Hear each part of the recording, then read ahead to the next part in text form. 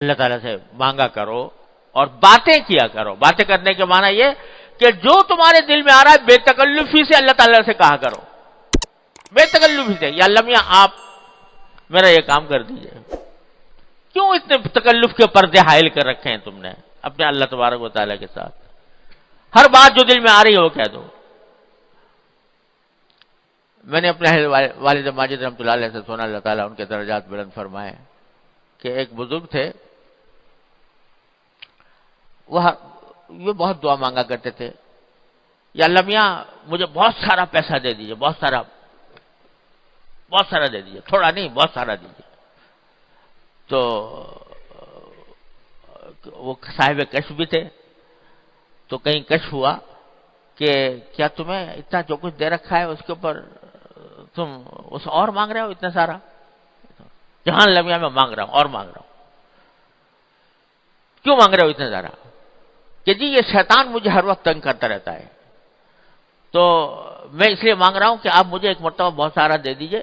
اب آئندہ اگر یہ مجھے آ کے پریشان کرے گا، یہ رکھا ہے دیکھ، یہ رکھا ہوا ہے تو اللہ میں نے دے رکھا ہے، تو اس لیے مانگ رہا ہوں کہ شیطان اگر آ کے مجھے پریشان کرے گا اور کہے گا تو کھائے گا کہاں سے، تیری اولاد کیا کرے گی، تو بچے کیا کریں گے، اس فکر میں مجھے مبتلا کرے گا. جتنی دیر میں اس کے اس فکر میں مبتلا ہوں گا، جتنی دیر 1000 مرتبہ ذکر کروں گا آپ کا. تو اس واسطے میں اس لیے مانگ رہا ہوں کہ مجھے جب اگر ایک مرتبہ آپ نے دے دیا تو جب کبھی آ کے وہ کہے گا کہ کہاں سے کھائے گا، وہ یہ رکھا ہے دیکھ لمیاں کا دیا ہوا، اس سے کھاؤں گا، میرے بچے اس سے کھائیں گے.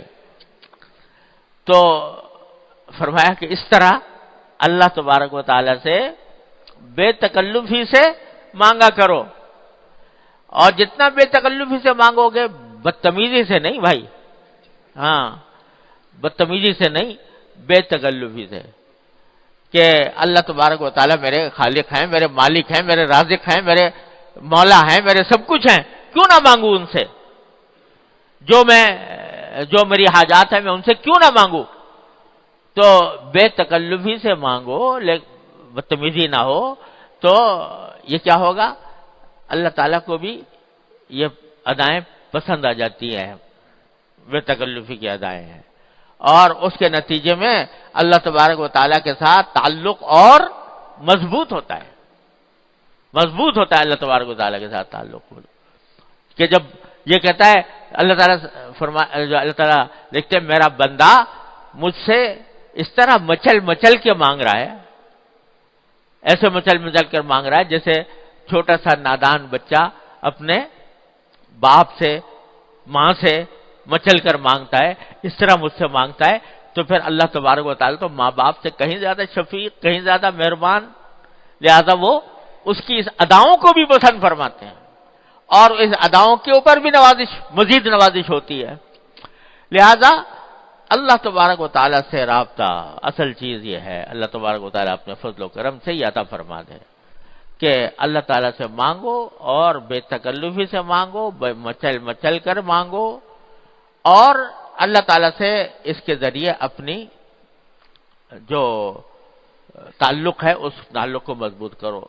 ہمارے حضرت والا قدس اللہ تعالیٰ سے فرمایا کرتے تھے، پہلے بھی عرض کیا کہ سارے قرآن کا خلاصہ وہ فرماتے ہیں سورہ فاتحہ، اور سورہ فاتحہ کا خلاصہ ایاک نعبد و ایاک نستعین.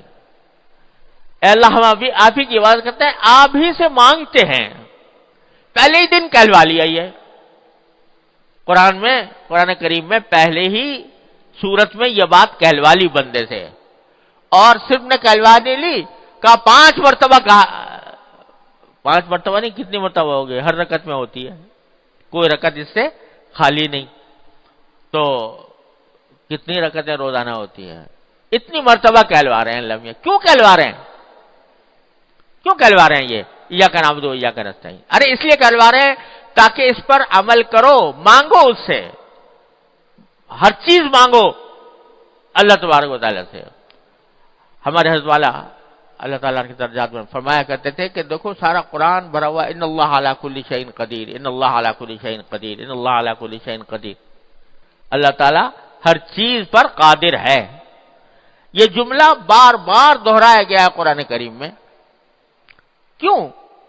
محض اللہ تعالیٰ اپنے تعریف بیان کرنے کے لیے، اللہ تعالیٰ کو کسی کی تعریف کی حاجت نہیں. یہ اسے بیان کیا گیا ہے تاکہ تم اس کی قدرت کا واسطہ دے کر مانگو اس سے. اے اللہ آپ ہر چیز پر قادر ہے، اے اللہ آپ رحیم ہیں، آپ کریم ہیں، آپ رحمان ہیں، آپ ہمارے پیدا کرنے والے ہیں، آپ ہمارے رازق ہیں، آپ ہمارے خالق ہیں.